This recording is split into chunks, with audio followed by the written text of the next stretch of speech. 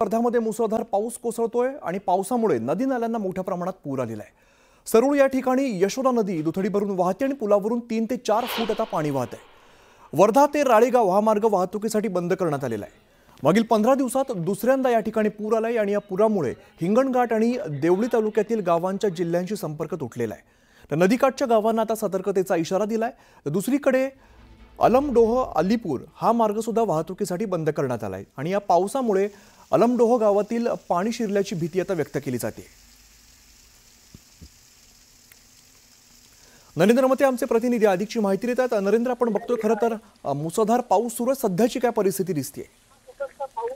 गेल्या 48 पासून वर्धा जिल्ह्यामध्ये मोठ्या प्रमाणात मुसळधार पाऊस पडतोय। आता सुद्धा पाऊस पडतोय। आपण अलमडो या गावाच्या बाजूला आहोत, ज्या ठिकाणी अलमडो गाव जे आहे ते 5 किलोमीटर अंतरावर आहे आणि अशा स्थितीमध्ये मोठ्या प्रमाणात जे पाणी आहे ते अलमडो गावाला वेढला गेलेला आहे। अलमडो गावाचा जिल्ह्याशी असणारा जो संपर्क आहे तो तुटलेला आहे। मोठ्या प्रमाणात हे जे 5 किलोमीटर अंतरापर्यंत जे पाणी पसरलेलं आहे हे शेतीमध्ये पसरलेलं आहे, त्यामुळे शेतीचं सुद्धा मोठ्या प्रमाणात नुकसान होताना दिसत आहे।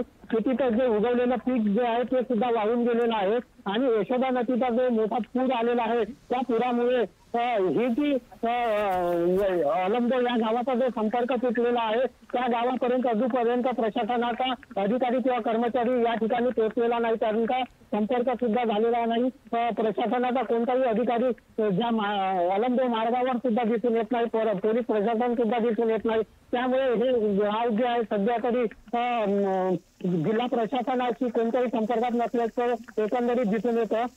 या अलमडो गावाच्या आजूबाजूला मोठ्या प्रमाणात पाणी शिरल्यामुळे या गावाला पुन्हा पाण्याचा धोका निर्माण होण्याची शक्यता नाकारता येत नाही। जिल्ह्यामध्ये पाण्याचा धोका निर्माण होण्याची शक्यता नाकारता येत नाही। जिल्ह्यामध्ये जे अनेक गाव आहेत ते या यशोदा नदीच्या काठावरती त्या गावांना सुद्धा पाण्याचा धोका निर्माण होण्याची शक्यता आहे। आणखी या गावाला सुद्धा भगवा असो, कानगाव असो, इकडले जे भोजनखेडा या गावांना सुद्धा पाण्याचा पुराचा मोठ्या प्रमाणात धोका होण्याची शक्यता नाकारता येत नाहीये। एकंदरीतच पूर आहे तो मोठ्या प्रमाणात वाढलेला आहे आणि पाऊस जो आहे तो संततधार पडत आहे। एकंदरीतच जिल्ह्यातील अनेक जे मोठे मार्ग आहेत ते सुद्धा बंद झालेले आहे। लहान ग्रामीण भागातील